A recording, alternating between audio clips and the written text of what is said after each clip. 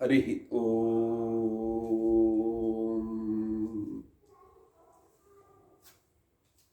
नारायणाय परिपूर्ण गुणार्णवाय विश्वोदय स्थितिलयोन्नियतिप्रदाय ज्ञानप्रदाय विबुधासुर सौख्य दुःख सत्कारणाय वितताय नमो नमस्ते। अभ्रमं भंगरहितं अजडं विमलं सदा आनंदतीर्थमतुलं भजे तापत्रयापहं। भवति यदनुभावादेडमूकोऽपि वाग्मी जडमतिरपि जन्तुर्जायते प्राज्ञमौलिः। सकलवचनचेतो देवता भारती सा मम वचसि निधत्तां सन्निधिं मानसे च। गंभीरासे गुंफसंभृतवचः सन्दर्भगद्बोल्लदत् टीका भावविबोधना जगतां यस्यावतारो जने तत्तादृक्षदुरन्तसन्ततपस्सन्तानसन्तोषिता श्रीकान्तं सुगुणं रघुत्तमगुरुं हित्वा नमे सद्गति। वंदे परम देशिकम्।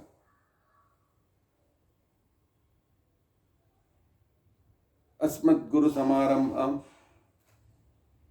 टीकाकृत्पादमध्यगां श्रीमदाचार्यपर्यन्तां वन्दे गुरुपरम्पराम्। विद्यायां विबुधाचार्यं वेदज्ञानाप्तिचन्दिरं दुर्मतध्वान्तमार्ताण्डं सत्यध्यानमुनिं भजे। पंचाशद्वर्षपर्यन्तं सततं रामपूजकः श्री सत्यप्रमोद गुरुराट् भासतां नो हृदम्बर। बन्धुस्त्वं गुरुरिष्टदैवतमिति त्वत्पादपङ्केरुहं प्राप्तं मां परिपालयेति सततं याचे निबद्धांजलिः। चित्तं मद्गुणदोषचिन्तनविधौ नूनं मनं मा कृथाः। श्री सत्यात्मगुरो त्वदङ्घ्रियुगलं हित्वा नमे सद्गतिः। यैरहं शुकवत् सम्यक् शिक्षितोऽस्मि कृपालुभिः तान् वन्दे धेनुपाचार्यान् तत्त्वज्ञानार्थसिद्धये। श्री गुरुभ्यो नमः। हरि ओम हरि ओम हरि ओम।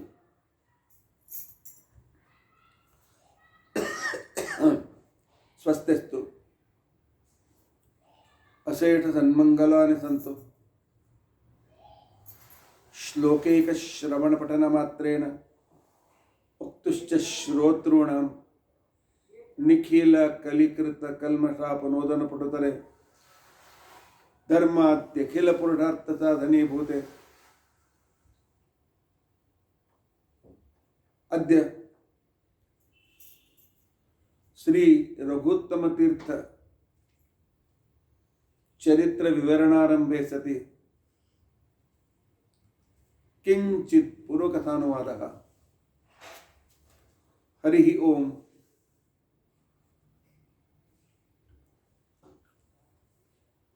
हरि ओम हरि ओम। हरे राम राम राम हरे हरे। हरे कृष्ण कृष्ण कृष्ण हरे हरे। हरे राम राम राम हरे हरे। ಹರೇ ಕೃಷ್ಣ ಕೃಷ್ಣ ಕೃಷ್ಣ ಹರೇ ಹರೇ, ಹರೇ ರಾಮ ರಾಮ ರಾಮ ಹರೇ ಹರೇ, ಹರೇ ಕೃಷ್ಣ ಕೃಷ್ಣ ಕೃಷ್ಣ ಹರೇ ಹರೇ. ಶ್ರೀ ಗುರುಭ್ಯೋ ನಮಃ. ಹರಿ ಓಂ ಹರಿ ಓಂ ಹರಿ ಓಂ. ಸ್ವಸ್ತಿಸ್ತು ಅಷೇಢ ಸನ್ಮಂಗಲಾನಿ ಸಂತು.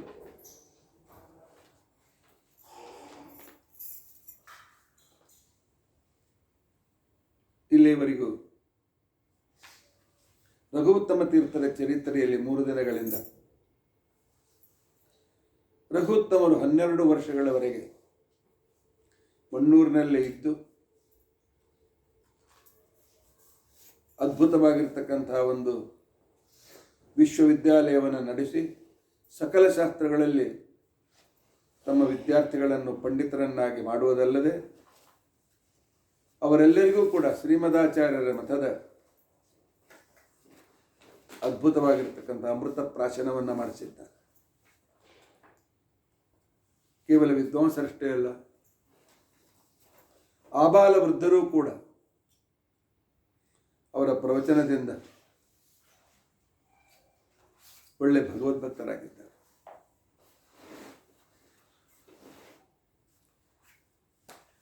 ಇನ್ನೇನು ಇಲ್ಲಿಂದ ಸಂಚಾರಕ್ಕೆ ಹೊರಡಬೇಕು ಅಂತ ಅನ್ನೋಷ್ಟರಲ್ಲಿ ಆ ಊರಿನಲ್ಲಿರ್ತಕ್ಕಂಥ ಯಾದಪ್ಪಯ್ಯ ಬಂದು ಭೇಟಿಯಾಗಿ, ಅಂದರೆ ಇದಕ್ಕಿಂತ ಮೊದಲು ಅವರ ಅಣ್ಣ ರಘುತ್ತಮ ತೀರ್ಥ ಶ್ರೀಪಾದಂಗಳವರಿಂದ ಆಶ್ರಮವನ್ನು ತೆಗೆದುಕೊಂಡು ವೇದೇಶಿ ತೀರ್ಥರು ಅಂತ ಪ್ರಸಿದ್ಧರಾಗಿದ್ದರು. ಅವರ ತಮ್ಮ ಪೂರ್ವಾಶ್ರಮದ ಯಾದಪ್ಪಯ್ಯ ಅವರಿಗೆ ಒಂದು ಸಲ ಸಂಪತ್ತನ್ನು ತೆಗೆದುಕೊಂಡು ಹೋಗುವಾಗ ಅಗ್ರತೋ ನರಸಿಂಹಶ್ಚ ಅಂತೇಳಿ ಜನಾಲು ಹೇಳುವಂತೆ ಭಕ್ತಿಯಿಂದ ಹೇಳಿದ್ದರಿಂದಾಗಿ ಕಳ್ಳರು, ನಿಮಗೆ ನೀವು ಸಿಂಹವನ್ನು ಎಲ್ಲಿಂದ ಕಾಯ್ದಿದ್ದೀರಿ, ನಿಮ್ಮ ಅಂಗರಕ್ಷಕರು ಯಾವ ದೇಶದವರು, ಎಲ್ಲಿಯವರು ಅಂತ ಕೇಳಿದಾಗ ಅವರಿಗೆ ಆಶ್ಚರ್ಯವಾಗಿ ವಿಚಾರ ಮಾಡಿ ಹೇಳಿದ್ರಂತೆ, ಪರಮಾತ್ಮ ಶ್ಲೋಕ ಹೇಳಿದವ ನಾನು, ಅಗ್ರತೋ ನರಸಿಂಹಶ್ಚ ಪೃಷ್ಠತೋ ಗೋಪಿನಂದನ, ನಾನು ಸಂಚಾರದಲ್ಲಿರುವಾಗ ಆಗಲಿ ಮನೆಯಲ್ಲಿರುವಾಗ ಆಗಲಿ ನನ್ನ ಎದುರು ನರಸಿಂಹ ರೂಪದಿಂದ, ಅಧಿಬದಿಯಲ್ಲಿ ರಾಮ ಲಕ್ಷ್ಮಣರ ರೂಪದಿಂದ, ಹಿಂಬದಿಯಲ್ಲಿ ಶ್ರೀಕೃಷ್ಣ ರೂಪದಿಂದ ಕಾಯುತ್ತಾ ಇರುತ್ತೆ ಅಂತಿಕೊಂಡು ಅಂತ ಹೇಳಿ ಪ್ರಾರ್ಥನೆ ಮಾಡಿದವನು ನಾನು. ಆದರೆ ನಿನ್ನ ದರ್ಶನ ಕೊಟ್ಟದ್ದು ಕಳ್ಳರಿಗೆ. ಆದ್ದರಿಂದ ಈ ಜನ್ಮದಲ್ಲೇ ನಾನು ನಿನ್ನ ದರ್ಶನ ಪಡೀಬೇಕು, ಅಪರೋಕ್ಷ ಜ್ಞಾನ ಪಡೀಬೇಕು ಅಂತ ಹೇಳಿ ಸರ್ವಸ್ವವನ್ನೂ ತ್ಯಾಗ ಮಾಡಿ ರಘುತ್ತಮ ತೀರ್ಥರ ಹತ್ತಿರ ಬಂದು ತಮ್ಮ ನಡೆದ ಘಟನೆಯನ್ನು ತಿಳಿಸಿ ಹೇಳಿದಾಗ ರಘುತ್ತಮರು ಅಪರೋಕ್ಷ ಜ್ಞಾನಿಗಳಾಗಲಿಕ್ಕೆ ಇವರು ಯೋಗ್ಯರಾಗಿದ್ದಾರೆ ಅಂತನ್ನೋದನ್ನು ತಮ್ಮ ಜ್ಞಾನ ದೃಷ್ಟಿಯಿಂದ ತಿಳಿದುಕೊಂಡಿದ್ದಾರೆ. ಆಗಲಿ ಅಂತಿಕೊಂಡಂತೇಳಿ ನಿನ್ನ ಪಾಠದ ವ್ಯವಸ್ಥೆ ನಾನು ಮಾಡ್ತೇನೆ ಅಂತಿಕೊಂಡಂತೇಳಿ ಭರವಸೆಯನ್ನು ಕೊಟ್ಟು ವ್ಯಾಕರಣ ನ್ಯಾಯ ಮೀಮಾಂಸಾ ಶಾಸ್ತ್ರಗಳ ಅಧ್ಯಯನವನ್ನು ಮಾಡಿ ಬಾ ಅಂತಿಕೊಂಡಂತೇಳಿ ಕಾಶಿಗೆ ಕಳಿಸಿಕೊಟ್ಟಿದ್ದಾರೆ. ಯಾಕೆ? ವಯಸ್ಸು ಆಗಿತ್ತು. ಆ ನಂತರ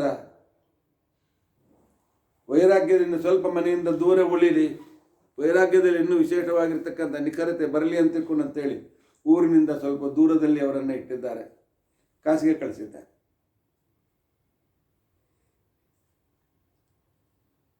ಇಂದು ರಘುತ್ತಮರು ಸಂಚಾರಕ್ಕೆ ಹೊರಡುವ ದಿನ. 12 ವರ್ಷಗಳ ನಂತರ ಬಿಟ್ಟು ಮಣ್ಣೂರನ್ನು ಬಿಟ್ಟು ಸಂಚಾರಕ್ಕೆ ಹೊರಟಿದ್ದಾರೆ. ಅವತ್ತು ಬೀಳ್ಕೊಡುವ ದಿನ. ಎಲ್ಲ ಪ್ರಜೆಗಳಿಗೆ ಪ್ರಮುಖವಾಗಿ ಆ ಊರಿನ ರಾಜ ಅತ್ಯಂತ ಗದ್ಗದಿತನಾಗಿ ಮಾತನಾಡಿ, ನಮ್ಮ ರಾಜ್ಯವನ್ನು ನಾವು ಪ್ರಜೆಗಳನ್ನು ಉದ್ಧರಿಸಿದ ಮಹಾನುಭಾವರೇ, ನೀವು ಮಾಡಿದ ಉಪಕಾರ ಇಷ್ಟಿದೆ ಅಂತ ನಮಗೆ ಹೇಳಲಿಕ್ಕೆ ಆಗೋದಿಲ್ಲ. ತಂದೆ ತಾಯಿಗಳಿಗೆ ಜನ್ಮ ಕೊಟ್ಟಿದ್ದೀರಿ, ಈ ಸಾಧನ ಶರೀರ ಕೊಟ್ಟಿದ್ದೀರಿ, ಆದ್ದರಿಂದಾಗಿ ನಿಮಗೋಸ್ಕರ ನಾವು ಶ್ರಾದ್ದಾದಿಗಳನ್ನು ಮಾಡಿ ಯಥಾಶಕ್ತಿ ನಿಮ್ಮ ಋಣವನ್ನು ತೀರಿಸ್ತೇವೆ ಅಂತ ಹೇಳಬಹುದು. ಆದರೆ ಮೋಕ್ಷದ ದಾರಿಯನ್ನು ತೋರಿಸಿರ್ತಕ್ಕಂತಹ ಗುರುಗಳಿಗೆ ಏನಂತ ಹೇಳಲಿಕ್ಕಾಗ್ತದೆ? ಅವರಿಗೆ ನಾವು ಏನು ಕೊಡಲಿಕ್ಕಾಗ್ತದೆ? ಅವರ ಅನುಗ್ರಹದಿಂದಲೇ ನಮ್ಮ ಜೀವನದಲ್ಲಿ ಇವತ್ತು ಸುಖ ಇರುವಾಗ ಆ ಋಣವನ್ನು ಎಂದಾದರೂ ತೀರಿಸಲಿಕ್ಕಾಗ್ತದೆಯಾ? ಭಗವಂತನಲ್ಲಿ ಭಕ್ತಿ ಹುಟ್ಟಿಸಿದ ಗುರುಗಳ ಋಣವನ್ನು ನಾವು ಎಂದಿಗೂ ತೀರಿಸಲಿಕ್ಕಾಗೋದಿಲ್ಲ. ನಾವು ಯಾವಾಗಲೂ ಕೂಡ ಋಣಿಗಳಾಗೇ ಇರ್ತೇವೆ. ನಮ್ಮ ದೇಶವನ್ನು ಉದ್ಧಾರ ಮಾಡಿರ್ತಕ್ಕಂತಹ ತಮಗೆ ನಾವು ಏನೂ ಹೇಳಲಿಕ್ಕಾಗೋದಿಲ್ಲ, ಏನೂ ಕೊಡಲಿಕ್ಕಾಗೋದಿಲ್ಲ. ಒಂದು ಮಾತ್ರ ಮಾಡಲಿಕ್ಕಾಗ್ತದೆ, ಭೂಯಿಷ್ಠ ಅಂತೆ ನಮ ಉಕ್ತೆಂಬಿದೇಮ, ನಿಮಗೆ ಸಾಷ್ಟಾಂಗ ನಮಸ್ಕಾರ ಮಾಡ್ತೇವೆ. ಅದರರ್ಥ ನೀವು ಶ್ರೇಷ್ಠರು, ನಾವು ಕನಿಷ್ಠರು, ನಮ್ಮನ್ನು ಇದೇ ರೀತಿ ಉದ್ಧಾರ ಮಾಡ್ತಾ ಇರಿ ಅಂತ ಭಾವವನ್ನು ವ್ಯಕ್ತಪಡಿಸ್ತಾ ಇದ್ದೇವೆ ಅಂತ ಕಣ್ಣೀರನ್ನು ಸುರಿಸುತ್ತಾ ಊರಿನ ರಾಜ ಮಾತನಾಡಿದ್ದ. ಇವೆಲ್ಲ ಅನುಭವಿಸಿದಾಗ, ಅಂಥ ಗುರುಗಳು ನಮ್ಮನ್ನು ಬಿಟ್ಟು ಹೊರಟಾಗ ಏನು ದುಃಖ ಆಗ್ತದೆ ಅದನ್ನು ಅನುಭವಿಸಿದಾಗಲೇ ಗೊತ್ತಾಗ್ತದೆ ಹೊರತು ಪ್ರವಚನ ಕೇಳಿದಾಗ ಅನಿಸೋದಿಲ್ಲ. ಅನ್ನಿಸ್ಬೋದು, ಅಂತಃಕರಣ ಯಾರಿಗೆ ಇಮೋಷನಲ್ ಒಂದು ರೀತಿಯಾಗಿರ್ತಕ್ಕಂಥ ಸಂದರ್ಭ ಇದೆ ಅನ್ನಿಸ್ಬಹುದು. ಆದರೆ ಅದು ಕೂಡ ಬಹಳ ಪ್ರಭಾವ ಕಡಿಮೆ ಆಗಿರುತ್ತೆ. ಊರಿನ ಜನೆಲ್ಲ ಕಣ್ಣೀರಿಡ್ತಾ ಇದ್ದಾರೆ, ಗುರುಗಳ ದರ್ಶನ ಮತ್ತೆ ಯಾವಾಗೋ ಏನೋ ಅಂತ ತಿಳ್ಕೊಂಡು ನಾವು ನೋಡಿದ್ದೇವೆ. ಪ್ರತಿಯೊಂದು ಚಾತುರ್ಮಾಸ್ಯದಲ್ಲಿ ನಮ್ಮ ಸ್ವಾಮಿಗಳು ಆ ಊರನ್ನು ಬಿಡುವಾಗ ನೂರಾರು ಸಾವಿರಾರು ಸ್ವಯಂ ಸೇವಕರು ಇಷ್ಟು ದಿವಸ ನಾವು ಗುರುಗಳ ಸೇವೆಯನ್ನು ಹಗಲು ರಾತ್ರಿ ಮಾಡಿದರೂ ಶ್ರಮ ಆಗಿರಲಿಲ್ಲ, ಇನ್ನು ಬಿಟ್ಟು ಹೋಗ್ತಾರಲ್ಲ ಅಂತೇಳಿ ದುಃಖಿತರಾಗಿ ಜೋರಾಗಿ ಹತ್ತವರು ಕೂಡ ಇದ್ದಾರೆ. ಪ್ರತಿ ಊರಿನಲ್ಲಿ ನಾನು ಈ ಬೀಳ್ಕೊಡೋ ಸಮಾರಂಭದಲ್ಲಿ ಕಂಡಿದ್ದೆ. ನಾನು 12 ವರ್ಷ ಒಂದೇ ಕಡೆಗಿದ್ದು ಅವರಿಗೆ ಉದ್ಧಾರ ಮಾಡಿದ ಗುರುಗಳು ಸಂಚಾರಕ್ಕೆ ಹೊರಟಾಗ ಆ ಊರಿನ ಜನರ ಗತಿ ಏನಾಗಿರಬೇಕು?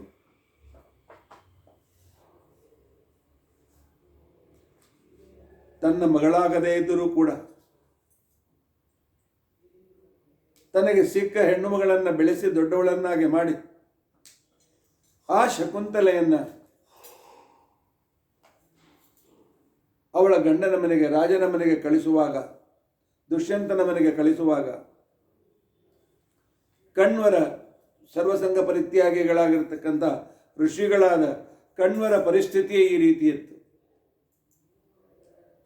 ಕಾಳಿದಾಸ ಶಾಕುಂತಲದ 4ನೇ ಅಂಕದಲ್ಲಿ ಹೇಳ್ತಾನೆ, ಯಾಸ್ಯತ್ಯದ್ಯ ಶಕುಂತಲೇತಿ ಹೃದಯಂ ಸಂಸ್ಪೃಷ್ಟ ಸಂಸ್ಥಾಯ. ಹೃದಯ ಇತ್ತು ಈ ಮಗಳು ಬಿಟ್ಟು ಹೋಗ್ತಾಳಲ್ಲ ಅಂತೇಳಿ ಅಂತಃಕರಣ ಕರೆಗೆ ಬಂದಿದೆ. ಕರೆಗೆ ಅದು ಕಂಠಕ್ಕೆ ಒಂದು ಮಾತನಾಡ್ಲಿಕ್ಕಾಗ್ತಾ ಇಲ್ಲ. ಬಿಟ್ಟು ಹೋಗ್ತಾಳೆ ಅಂತ ಕಣ್ಣೀರು ಕಣ್ಣಲ್ಲಿ ತುಂಬಿಕೊಂಡಿದೆ. ಮಂಗಲ ಸಮಯದಲ್ಲಿ ಕಣ್ಣೀರನ್ನು ಸುರಿಸಬಾರದು ಅಂತೇಳಿ ಆ ನೀರನ್ನು ಕಣ್ಣಲ್ಲಿಯೇ ಹಿಡಿದುಕೊಂಡಿಟ್ಟದರಿಂದಾಗಿ ಅವಳ ಮುಖ ಮಂಜು ಮಂಜಾಗಿ ಕಾಣಿಸ್ತಾ ಇದೆ.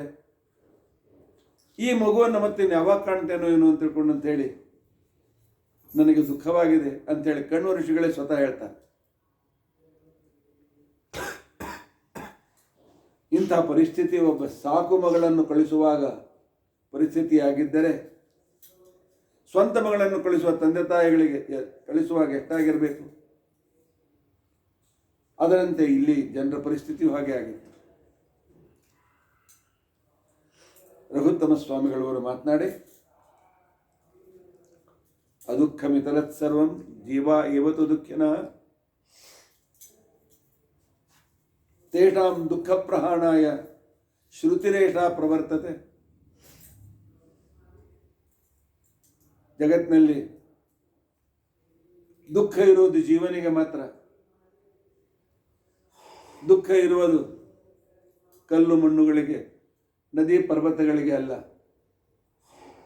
ಅಂತ ಸರ್ವ ಜೀವರ ದುಃಖವನ್ನು ದೂರ ಮಾಡುವುದಕ್ಕೋಸ್ಕರವೇ ವೇದಗಳು, ಶಾಸ್ತ್ರಗಳು ಹೊರಟಿವೆ. ಸಂಸಾರದ ಆಸಕ್ತಿ, ಹೊಟ್ಟೆ ತುಂಬಿಸಿಕೊಳ್ಳುವಿಕೆ, ಹೆಂಡತಿ ಮಕ್ಕಳನ್ನು ಸಂರಕ್ಷಣೆ ಮಾಡುವಿಕೆ, ಇದು ಕರ್ತವ್ಯವೂ ಆಗಿದ್ದರೂ ಕೂಡ ಇದೇ ಕೊನೆಯಲ್ಲ.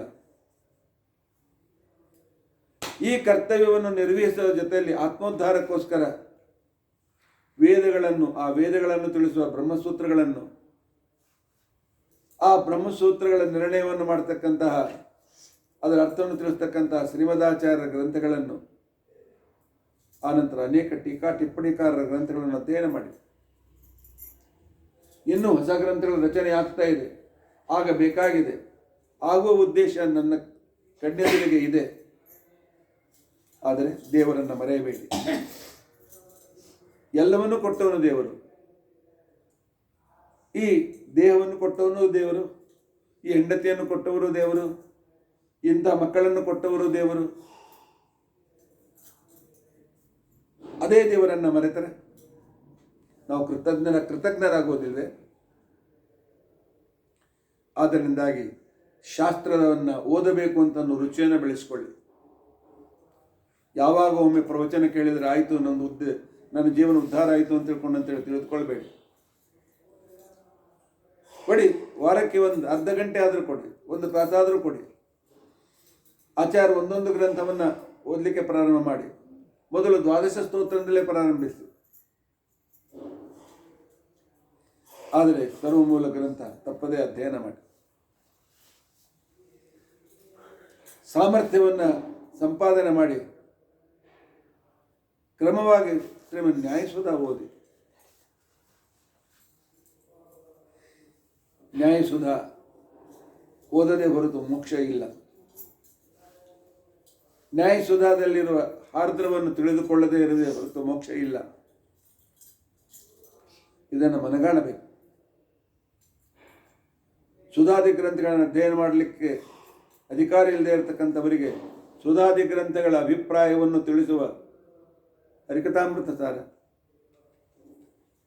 ಅನೇಕ ದಾಸರ ಪದಪದ್ಯಗಳು, ವಿಶೇಷವಾಗಿ ವಿಜಯದಾಸರ, ಗೋಪಾಲದಾಸರ, ಜಗನ್ನಾಥದಾಸರ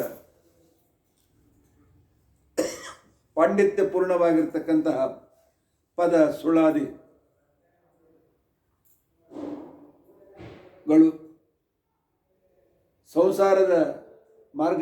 ಸಂಸಾರದಲ್ಲಿದ್ದು ಕೂಡ ಹೇಗೆ ಭಗವಂತನ ಕಡೆಗೆ ಬರಬೇಕು ಅಂತೇಳಿ ಕಾಂತಾ ಸಂಹಿತ ಶೈಲಿಯಿಂದ ಬರೆದಿರ್ತಕ್ಕಂತಹ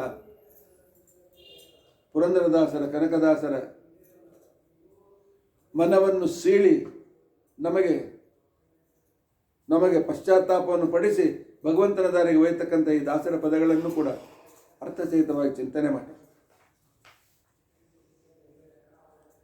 ಇತ್ಯಾದಿ ವಿಚಾರಗಳನ್ನು ರಘುತ್ತಮರು ಹೇಳಿದ್ದ. ರಘುತ್ತಮರ ಕಾಲದಲ್ಲಿ ಹರಿಕಥಾಂಸಾರ ಆಗಿರಲಿಲ್ಲ.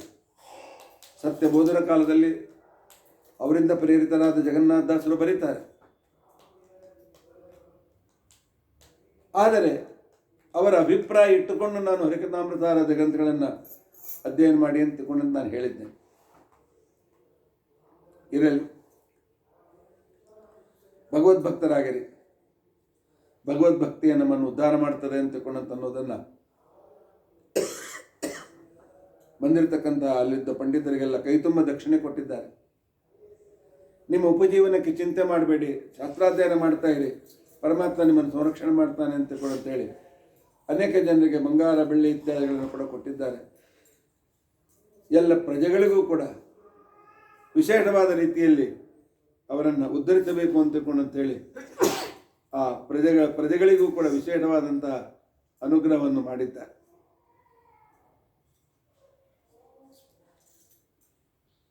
ರಘುತ್ತಮರ ಈ ಆಶೀರ್ವಾದದಿಂದ ಊರಿನ ಜನ ಸಂತುಷ್ಟರಾಗಿದ್ದಾರೆ.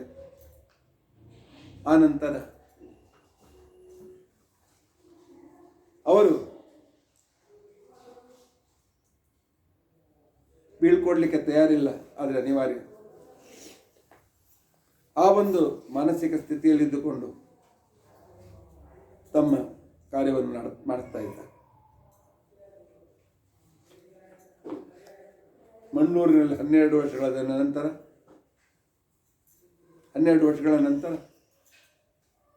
ಕೊನೆಯ ರಾತ್ರಿ ಎಲ್ಲ ಕಾರ್ಯಕ್ರಮ ಮುಗಿದು ಎಲ್ಲರೂ ಮಲ್ಕೊಂಡಕ್ಕೆ ಹೋದ ಮೇಲೆ ವಿದ್ವಾಂಸರು ಮತ್ತು ಪಂಡಿತರು ಎಲ್ಲ ಮಲ್ಕೊಂಡಾಗ ತಮ್ಮ ಇಬ್ಬರು ಸನ್ಯಾಸಿ ಶಿಷ್ಯರು ವೇದವ್ಯಾಸ ತೀರ್ಥರು ಮತ್ತು ವೇದೇಶ ತೀರ್ಥರು ಇವರನ್ನ ರಾತ್ರಿ 12 ಗಂಟೆಗೆ ತಮ್ಮ ಕೋಣೆಗೆ ಕರೆದಿದ್ದಾರೆ ರಘುತ್ತಮ ತೀರ್ಥರು. ಕೋಣೆಗೆ ಕರೆದು ಹೇಳ್ತಾರೆ ಗಂಭೀರವಾಗಿ, ನನ್ನ ಪ್ರಿಯ ಶಿಷ್ಯರೇ, ನಾನಾಗಲಿ ನೀವಾಗಲಿ ಸರ್ವಸಂಗ ಪರಿತ್ಯಾಗ ಮಾಡಿ ಈ ಜಗತ್ತನ್ನು ಉದ್ಧಾರ ಮಾಡಬೇಕು ಅಂತ ತಿಳ್ಕೊಂಡಂತೇಳಿ ಹೊರಟಿದ್ದೇವೆ. ಇದೊಂದು ನಮ್ಮ ಸಾಧನೆ. ಇದು ಕೂಡ ಭಗವಂತನ ಪರಮಾನುಗ್ರಹ ಪಡೆಯುವ ಪರಮ ಸಾಧನ ಇದು. ಈಗ ನಮ್ಮ ಎದುರಿಗೆ 3 ಗ್ರಂಥಗಳಿವೆ, 3 ಉದ್ದೇಶಗಳಿವೆ. ನಾವು 3 ಆ ಉದ್ದೇಶವನ್ನು ಹಂಚಿಕೊಳ್ಳೋಣ. ಮೊದಲನೇ ಉದ್ದೇಶ, ಟೀಕಾಕೃತ್ಪಾದರ ಗ್ರಂಥ ನಮ್ಮ ಕಣ್ಣೆದುರಿಗಿವೆ. ಅದರ ಮೇಲೆ ವ್ಯಾಸರಾಯರೇ ಮೊದಲಾದ ವ್ಯಕ್ತಿಗಳು ಬರೆದ ಗ್ರಂಥಗಳು ನಮ್ಮ ಎದುರಿಗಿವೆ. ಆದರೂ ಕೂಡ ವಿದ್ಯಾರ್ಥಿಗಳಿಗೆ ಇನ್ನೂ ಸುಲಭ ಮಾಡಿ ಟೀಕಾಚಾರ್ಯರ ಆರ್ದ್ರವನ್ನು, ಟೀಕಾಚಾರ್ಯರ ಅಭಿಪ್ರಾಯವನ್ನು, ವ್ಯಾಸರಾಯರ ಅಭಿಪ್ರಾಯವನ್ನು ನಾವು ಜಗತ್ತಿಗೆ ಹೇಳಿಕೊಡಬೇಕಾಗಿದೆ. ಅದಕ್ಕೋಸ್ಕರ ಅನೇಕ ಟಿಪ್ಪಣಿ ಗ್ರಂಥಗಳನ್ನು ಬರೆಯಬೇಕು. ಬರೀ ನಾನು ನೀವು ಬರೆದರೆ ಸಾಕಾಗೋದಿಲ್ಲ. ಅಂಥ ಟಿಪ್ಪಣಿ ಗ್ರಂಥಗಳನ್ನು ಬರೆಯತಕ್ಕಂತಹ ವಿದ್ವಾಂಸರ ಒಂದು ವಿಶಿಷ್ಟವಾಗಿರ್ತಕ್ಕಂಥ ಒಂದು ಸೈನ್ಯವನ್ನೇ ತಯಾರು ಮಾಡಬೇಕು. ಊರಿಗೆ ಗ್ರಂಥಕಾರರು ನಿರ್ಮಾಣವಾಗಬೇಕು ಮತ್ತು ಸಂಚಾರ ಮಾಡಿ ಹೋದಲ್ಲಿದ್ದ ಭಕ್ತರ ದುಃಖಗಳನ್ನು ದೂರೀಕರಿಸಿ ಅವರಿಗೆ ಜೀವನದಲ್ಲಿ ಭರವಸೆಯನ್ನು ಕೊಟ್ಟು ಪೂರ್ತಿ ಹಿಂದೂಸ್ತಾನ ಮುಸ್ಲಿಮರ ಆಳ್ವಿಕೆಯಲ್ಲಿ ಅವರ ಕಾಲ ಕೆಳಗೆ ದುಃಖಿತವಾಗ್ತಾ ಇದೆ, ಪೀಡಿತವಾಗ್ತಾ ಇದೆ. ಅಂತಹ ಸಂದರ್ಭದಲ್ಲಿಯೂ ಆ ಕೆಲವು ರಾಜರನ್ನು ಕೂಡ ನಿಯಮಿಸಿ ನಮ್ಮ ಜನರಿಗೆ ಏನು ಮಾಡಬೇಡಿ ಅಂತ ಹೇಳುವಂತೆ ಮಾಡಿ ವಾದ ನಿಗ್ರಹ ಮಾಡಿ ಸಂಚಾರ ಮಾಡಬೇಕಾಗಿದೆ. ಕಿಂಕರ್ತವ್ಯ ಮೂಢರಾಗಿರ್ತಕ್ಕಂಥ ಭಕ್ತರಿಗೆ ದಾರಿ ತೋರಿಸಬೇಕಾಗಿದೆ. ಇದು ಒಂದು ಕೆಲಸ. ಎರಡನೇ ಕೆಲಸ, ಸಂಪೂರ್ಣ ದಕ್ಷಿಣ ದೇಶದಲ್ಲಿ ಅತ್ಯಂತ ನಾಸ್ತಿಕರಾಗಿರ್ತಕ್ಕಂಥ ರಾಜರು, ನಾಸ್ತಿಕರಾಗಿರ್ತಕ್ಕಂಥ ತುರುಕರು ಜನರನ್ನು ಪೀಡಿಸ್ತಾ ಇದ್ದಾರೆ. ಅದರಿಂದಾಗಿ ಅಲ್ಲಿ ಹೋಗಿ ದುರ್ವಾದಿಗಳನ್ನು ಊರೂರಿಗೆ ಹೋಗಿ ಅಲ್ಲಿ ಕೆಲವು ದುರ್ವಾದಿಗಳು ಟೀಕಾಕೃತ್ಪಾದರ ಮಾತುಗಳನ್ನು, ವ್ಯಾಸರಾಯರ ಮಾತುಗಳಿಗೆ ಖಂಡನಾಭಾಸವಾಗಿರ್ತಕ್ಕಂಥ ಕೆಲವು ವಿಚಾರಗಳನ್ನು ಬರೆಯುವ ಸಾಹಸ ಮಾಡ್ತಾ ಇದ್ದಾರೆ. ಅಂಥವರನ್ನು ಖಂಡನೆ ಮಾಡಿ ಅಂಥವರ ಉಪದೇಶಕ್ಕೆ ಒಳಗಾಗಿರ್ತಕ್ಕಂಥ ಸಜ್ಜನರನ್ನು ಉದ್ಧಾರ ಮಾಡಿ ದೇಶ ಸಂಚಾರ ಮಾಡಬೇಕಾಗಿದೆ, ದಿಗ್ವಿಜಯ ಮಾಡಬೇಕಾಗಿದೆ, ದುರ್ವಾದಿಗಳನ್ನು ಧೂಳಿಪಟ ಮಾಡಬೇಕಾಗಿದೆ. ಆ ಒಂದು ಕಾರ್ಯ. ಎರಡನೇ ಕಾರ್ಯ. ಮೂರನೇ ಕಾರ್ಯ, ಈ ವಿದ್ಯಾಪೀಠ, ಮಣ್ಣೂರಿನ ವಿದ್ಯಾಪೀಠ, ಮಣ್ಣೂರಿನ ವೇದವ್ಯಾಸ ವಿದ್ಯಾಪೀಠ, ಈ ವಿದ್ಯಾಪೀಠವನ್ನು ಅತ್ಯಂತ ಅದ್ಭುತವಾದ ರೀತಿಯಲ್ಲಿ, ಸಮರ್ಥ ರೀತಿಯಲ್ಲಿ ನಡೆಸಿಕೊಂಡು ಹೋಗಬೇಕಾಗಿರ್ತಕ್ಕಂಥ ಒಬ್ಬ ವ್ಯಕ್ತಿ ಬೇಕು. ನಾವು ಇರುವಾಗ ಹೇಗೆ ವಿದ್ಯಾಪೀಠವನ್ನು ನಡೆಸಿದ್ದೇವೆಯೋ ಅದನ್ನು ಮುಂದುವರಿಸಬೇಕು. ಅಷ್ಟೇ ಅಲ್ಲ, ಇನ್ನು 3-4 ವರ್ಷಗಳ ನಂತರ ವ್ಯಾಕರಣ, ನ್ಯಾಯ, ಮೀಮಾಂಸಾಗಳನ್ನು ಅಧ್ಯಯನ ಮಾಡಿ ಮಣ್ಣೂರಿಗೆ ತಿರುಗಿ ಬರತಕ್ಕಂಥ ಯಾದವಾರ್ಯರಿಗೆ, ಯಾದವಾಚಾರ್ಯರಿಗೆ, ಯಾದಪ್ಪಯ್ಯನಿಗೆ ಸಕಲ ಶಾಸ್ತ್ರಗಳನ್ನು ಪಾಠ ಹೇಳಿ ಆ ವ್ಯಕ್ತಿ ಅನೇಕ ಗ್ರಂಥಕಾರನಾಗುವಂತೆ ಅವನನ್ನು ತಯಾರಿಸುವ ಒಂದು ಜವಾಬ್ದಾರಿಯೂ ಕೂಡ ಇದೆ. ಈ 3 ಕಾರ್ಯಗಳಲ್ಲಿ ದೇಶ ದಿಗ್ವಿಜಯವನ್ನು, ಭಕ್ತರ ಉದ್ಧಾರವನ್ನು, ಗ್ರಂಥ ಲೇಖನವನ್ನು ಮಾಡುವ ಆ ಅತ್ಯಂತ ಗುರುತರವಾಗಿರತಕ್ಕಂಥ ಭಾರವನ್ನು ನಾನು ನನ್ನ ಗುರುಗಳ ಆಶೀರ್ವಾದದಿಂದ ನಿರ್ವಹಿಸ್ತೇನೆ. ಪರಮಾತ್ಮ ಆ ದಿಕ್ಕಿನಲ್ಲಿ ನನಗೆ ಆಜ್ಞೆ ಮಾಡಿದ್ದಾನೆ. ಇನ್ನು 2 ಕೆಲಸ. ನನ್ನ ಉತ್ತರಾಧಿಕಾರಿಯಾಗಿ ದೇಶದ ದಿಗ್ವಿಜಯಗಳನ್ನು ಮಾಡಿ ಎಲ್ಲ ಕಡೆಯಲ್ಲಿ ನಮ್ಮ ಸಿದ್ಧಾಂತವನ್ನು ಸ್ಥಾಪನೆ ಮಾಡ್ತಕ್ಕಂಥ ಇನ್ನೊಂದು ಕೆಲಸ.